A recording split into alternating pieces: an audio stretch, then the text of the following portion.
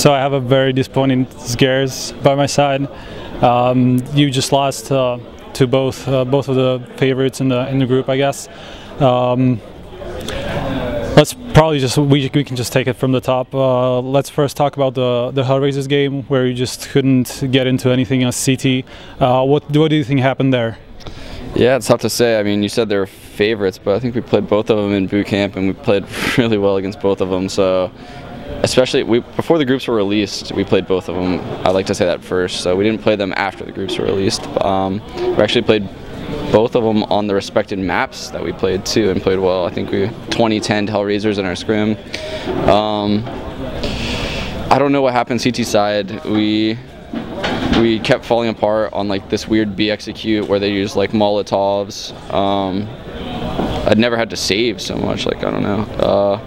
They didn't really use mid so much. They used it first gun round, didn't work for them, and then we lost the immediate after round. They had a halls walk that they kept doing, where basically they would just like walk 3 guys to the end of halls. One guy would go mid, and the other guy would make some kind of B distraction maybe. That they seemed to get out of halls like really easy on us both times they did that. And I mean, I don't know what to say. We crumbled, and it's really disappointing, especially considering how well we played on Inferno throughout the boot camp. Everyone keeps saying like, why do you guys keep leaving it on Inferno? You're not going to be good at it. We actually haven't lost an Inferno scrim throughout the whole entire boot camp once we moved to Inferno Online, and we only lost 1 for the time before that, and we lost it to NIP when we first played them. And then literally we played them 2 times since then, and I think we beat them both times, may have tied once. So to say that we're bad on Inferno isn't really fair. We just crumbled today. I don't know what to say. Yeah. Would you say it was because of the change of playstyle that they had, because of Blade as their new coach? Because you probably played them like before they even had a coach. Did you expect a different playstyle from them? Were you at all surprised by the way they played? They certainly played a little bit different. They've always had like that Molotov strat at B. They had that even last DreamHack when we played them. It's just, I think what happened was, so after ESWC, Jordan and I swapped roles, and then, well, we actually all kind of swapped roles. So I went to lane, Jordan went to B, Corey went to rap, and Spencer played main B instead of rotate. And I don't think Jordan and Spencer experienced the team that had like a good Molotov execute at B. In fact, I don't think they experienced it once throughout the boot camp. So we experienced all kind of executes, obviously. We're playing like a month straight of CS, but they never saw that, so they didn't really have an answer for it in the match. And by the time we were finally able to adapt, it was just too late. I mean, they won maybe like 4 or 5 gun rounds, but 4 or 5 gun rounds gets like a 13-2 when you win pistol, so that's what happened. What do you think about coaching in general, actually? Because it looks like that in HellRaisers' case, Blade is actually calling everything for them, which means Angel just can do whatever he wants. He can be like a 5th really good fragger and stuff. He was that even before when he had to call, but then again, back then they didn't have even that many strats. They played a lot of solo. So what do you think about getting like a coach that would actually call everything mid-game? Yeah, and to tell you the truth, I watched a lot of HellRaisers demos, and they were really organized, is what I could best describe them as. Is like they're really sloppy in their demos that you watch before Blade. And I could feel like they were more organized. They always had like that Molotov B execute, but they weren't really on point with timings and player entries and things like that. I think having a coach in the background that's calling as well as can see the overview of all 5 screens and can tell you when to go, because I know as myself when I'm a caller I try to hit windows, like I try to hit timing windows, and it can hurt the team if everyone doesn't see that timing window. So like if I'm first, then I'm like, okay, I just heard the guy rotate out B, but the guy behind me didn't hear the guy rotate B. I'm gonna take that step and I'm gonna go for that kill. But if someone behind you is calling, they can tell the whole team as a whole, and it's a lot less instinctual as far as like the players go. And I think that's honestly like, I didn't agree with the coaching thing when it first came out, but the fact that the more I see it when coaches like watch demos and develop strats, and Blade is the most intensive one I've seen so far as like calling strats behind them. Like, yeah, I saw it even at boot camp when we were at Inferno Online when he was behind them with the headset on, literally calling strats for them and getting really upset. So yeah, I think it's something that probably should be used at this point by all CS:GO teams. So do you think that would make you better as well? Like getting all the five players playing their own game, don't have to like think about the strats at all. Do you think that would actually make you better, or do you think like that instinctual play, as you said, is somewhat of a play style of yours, and you just wouldn't be able to adapt to that?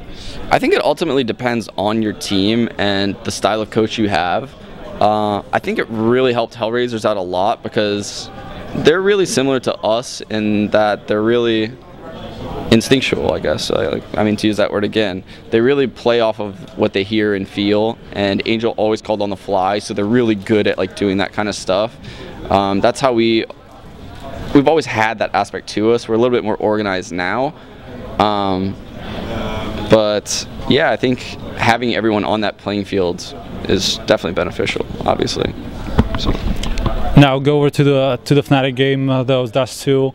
What happened there? You seemingly had a lot of problems as T because they won 11-4. Where do you think the problem lied?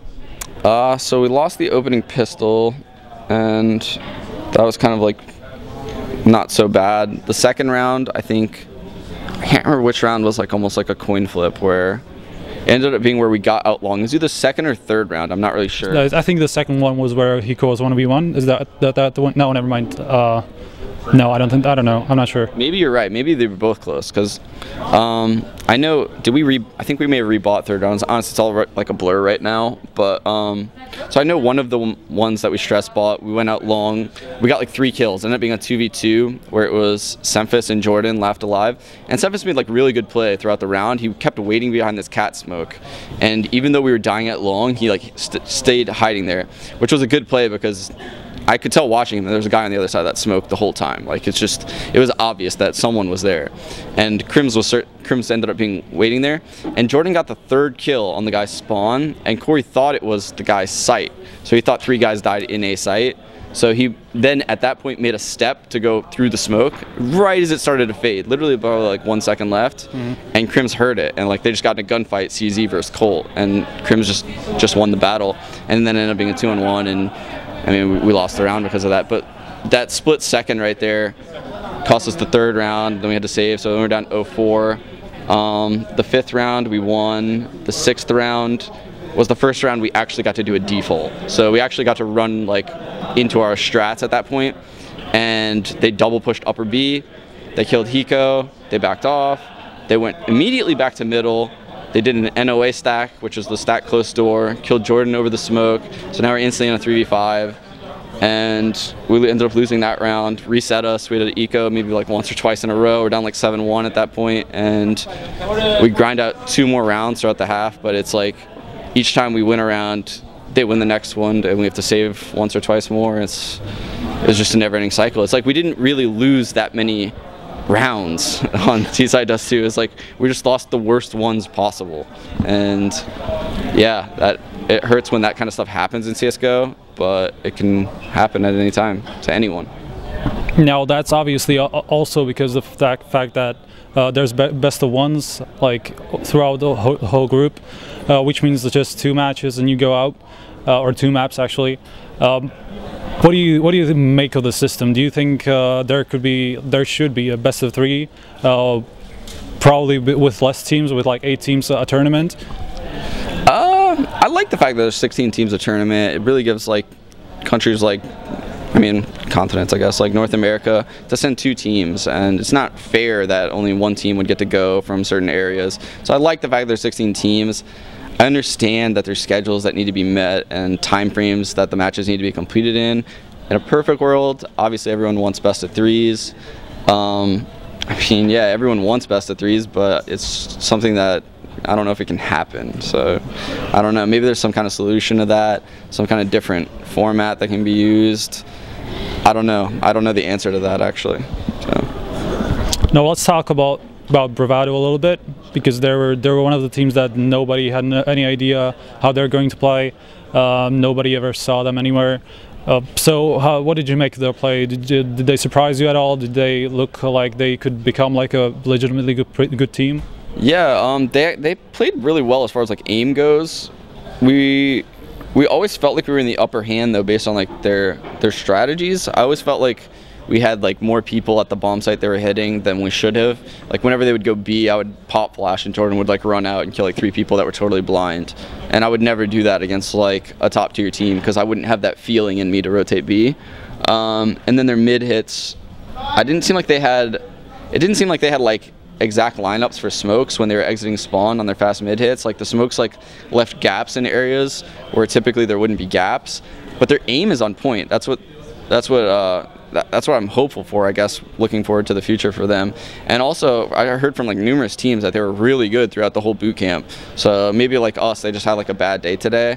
And when things snowball like that, when you're on T side in CS:GO, I can understand. I understand that happens to any team. That's happened to us like 100 times throughout the history of CS:GO, especially when we played iBuyPower in the past. The same things happen. Like if you don't win certain rounds at certain times, followed by another round immediately after it, you're gonna get like 14-1 or 13-2. It's just gonna happen. And certain breaks just don't go your way. So I can understand. Yeah. Now, what does your future hold? Basically, you've now lost 3 tournaments in a row, went out in the group stage in each of them. What do you think is next for you? Well, we have ESCA LAN literally a week from now, so we go home for a couple days and then immediately hop on planes back to Dallas, and from there we play ESCA LAN. The guys, we've all been talking about having a break up until like January, maybe going like some vacations just to get away from CS, clear our minds for like a week or so. And then we hit it back with Aspen, that event in Aspen. The MLG? Yeah, the MLG X Games event in Aspen in January. So that's what's next for us. Obviously, people want to stream and stuff like that again. We all have stream audiences.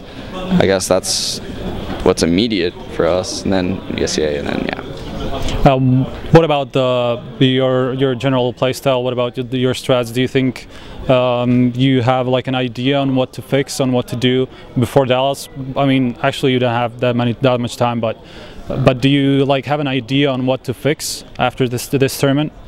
Yeah, it's hard to say because I think our T side on Inferno would have been well on its way to winning like 8 rounds. We just didn't have what we needed to work with. Even the rounds we lost on T side Inferno, I mean, it did really hard to come back from a 13-2 when you're on T side Inferno.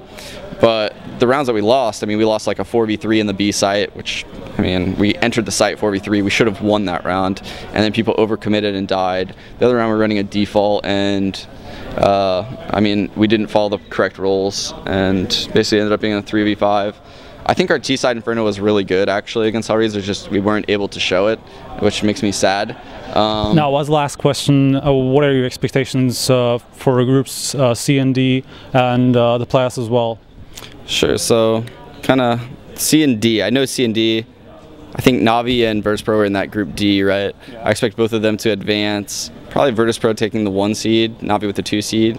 For group C, for NIP versus LDLC. It really depends on the map. I mean, it could honestly go either way, but both those teams are going to advance. And then for the playoffs, my 4 favorite teams for the playoffs would probably be Dignitas. They're probably the best team we played throughout the boot camp, by far, actually, as far as the results go. So I would definitely put them as my favorites right now, which is probably shocking to a lot of people. Tied for second, I'm going to put like, I guess like Virtus.pro, Navi. I guess I'll put like LDLC in there, even though they took that like break. I don't know if that break's going to hurt them or not. It seemed like it hurted them when we played them in boot camp this last week, but I'll put them there anyway. And then my third tier, I guess, to win it all would be like NIP. They didn't really have much time to play with Makaleli, and I think that's the problem. I know that like when he was first picked up, I think Freiburg and someone were in like Norway, so they weren't able to practice too much. But I still put them as like a heavy favorite to win the tournament and at very least make the semis. So those are probably my teams that I would most look out for in the next stage. All right, thank you for the interview. Do you have any last words, shout outs to sponsors? No, I just want to thank everyone really for supporting us throughout the trips. I know we had some disappointing results, but it definitely helps when you look on your social media and your Twitter and stuff like that. You see like really positive reinforcement and just reading positive comments from fans and things like that. In addition, obviously, I'd like to thank like Logitech for having us at their headquarters and really making all of this possible. HyperX, the Cloud9 guys, Jack, and really all of our sponsors. We are forever grateful for the opportunities we've been given. And yeah, sorry to all our fans that we disappointed, I guess, more importantly. Yeah. Thank you. Thanks.